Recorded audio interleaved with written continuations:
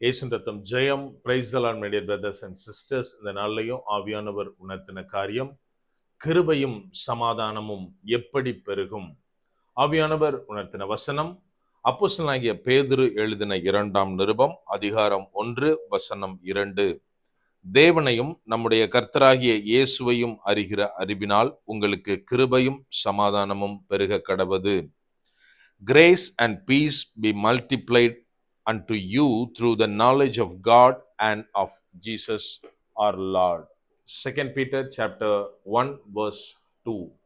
எனக்கன்பானவர்களே, இந்த இடத்துல அப்போஸ்தலனாகிய பேதுரு என்ன எழுதுறார் அப்படின்னா, தேவனையும் இயேசு கிறிஸ்துவையும் அறிகிற அறிவினால் உங்களுக்கு கிருபையும் சமாதானமும் பெருக கடவது அப்படின்னு இங்க தெளிவாக குறிப்பிட்டிருக்கிறார்.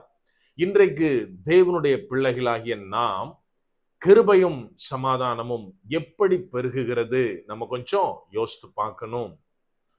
அதாவது ஒரு மனுஷன் வேலை செஞ்சிட்டு இருக்கிறாரு. அப்போ அவருடைய பையன், ஒரு குட்டி பையன் அவரை ரொம்ப டிஸ்டர்ப் பண்ணிட்டு இருந்திருக்கான்.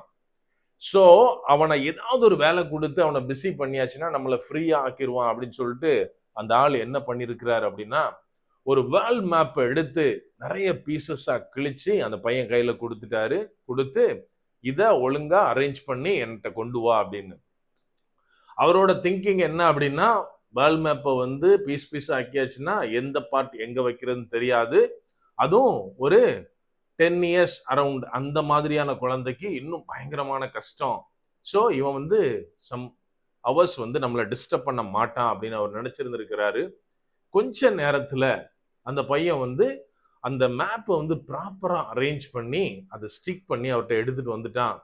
இவருக்குன்னா பயங்கரமான ஆச்சரியம், எப்படி இது முடிஞ்சது, பெரியவங்களுக்கே இது அவ்வளோ கஷ்டம், இந்த சின்ன பையன் இவ்வளோ நேரத்துல எப்படி முடிஞ்சதுன்னு அவங்ககிட்டே கேட்டிருக்காரு. இதை எப்படி பண்ணுன அப்படின்னு. அவன் சொன்ன காரியம், டாடி நீங்க கொடுத்ததுக்கு பின்னாடி ஒரு ஹியூமனோட அவனோட பிக்சர் இருந்தது. ஸோ நான் என்ன பண்ணேன், எனக்கு மேப்ல எதுவுமே தெரியாது, எப்படி எங்க எதை ஃபிக்ஸ் பண்ணணும்னு ஒண்ணுமே புரியாது. ஸோ நான் ஹியூமன் பாடியை ஈஸியா அரேஞ்ச் பண்ண ஆரம்பிச்சேன். ஆட்டோமேட்டிக்கா வால் மேப் அரேஞ்ச் ஆயிடுச்சு அப்படின்னு. எனக்கு அன்பானவர்களே, இந்த இடத்துல அப்போஸ்தலனாகிய பேதுரு சொல்றாரு, உங்களுக்கு கிருபை வேணுமா, சமாதானம் வேணுமா, நீங்க என்ன பண்ணணும், தேவனை அறிந்து கொள்ளணும், இயேசு கிறிஸ்துவை அறிந்து கொள்ளணும். அந்த அறிகிற அறிவினாலே உங்களுக்கு கிருபையும் சமாதானமும் கிடைக்கும் அப்படின்னு தெளிவாக எழுதி இருக்கிறார். இன்னைக்கு நம்ம எல்லாருக்குமே நம்ம செய்யற எல்லா காரியத்திலும் தேவனுடைய கிருபை வேணும். நம்ம வீட்லயும் சரி, நம்ம போற இடத்துலயும் சரி, சமாதானம் நமக்கு எப்போதும் அவசியமா இருக்கிறது. இன்னைக்கு டுவர்ட்ஸ் அதை நோக்கி தான் நம்ம ஓடுறோம், அதை நோக்கி தான் பிரேயர் பண்றோம். எனக்கு அன்பானவர்களே, இதுல தப்பு கிடையாது. ஆனால் இங்க என்ன சொல்லப்பட்டுள்ளது, தேவனை அறிகிற அறிவு. நான் எப்படி கண்ணால பார்க்காத தேவனை அறிந்து கொள்ள முடியும்?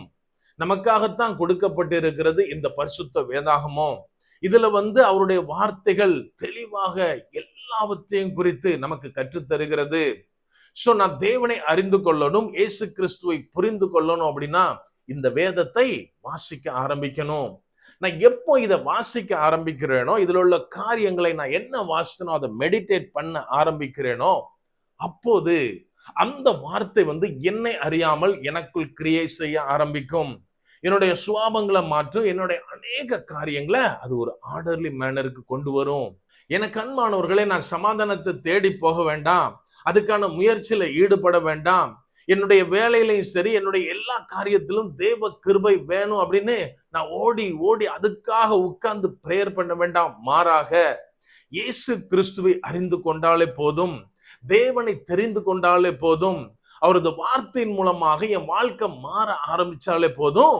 எப்படி அந்த சின்ன பையன் அவனுடைய அந்த பின்னாடி இருந்த ஹியூமன் பிக்சரை கரெக்ட் பண்றப்போ, அதை சரியா அலைன் பண்றப்போ, ஆட்டோமேட்டிக்காக அந்த வேர்ல்டு மேப் ஒழுங்கானதோ, அதே போல நம்ம வாழ்க்கையில கிருபையும் சமாதானமும் பெருகுவதை நம்மாலே பார்க்க முடியும்.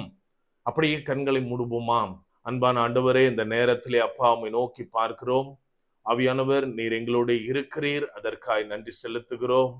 அப்பா, இன்னைக்கு உங்க கிருபை இல்லாம நாங்க எதுவுமே செய்ய முடியாது தகப்பனே. நாங்க எல்லாருக்கும் சமாதானம் அவசியமா தேவைப்படுதுப்பா.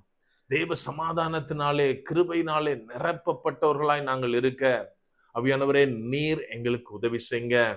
அப்பா, இங்க அப்போஸ்தலனாகிய பேதுரு சொன்னதைப் போல நாங்க உம்மை அறிகிற அறிவினாலே நிரப்பப்பட, இந்த வேதத்தை வாசிக்க, நாங்க வாசித்தத அப்பா உட்கார்ந்து தியானிக்க, நாங்க எதை தியானிக்கிறோமோ அதை எங்க வாழ்க்கையில அப்ளை பண்ண ஆவியானவரே நீர் எங்களுக்கு உதவி செய்யுங்க.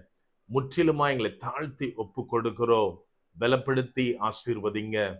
மீட்பர் இயேசுவின் மூலம் ஜெபிக்கிறோம். ஜெபம் கேளும் எங்கள் நல்ல பிதாவே. ஆமென்.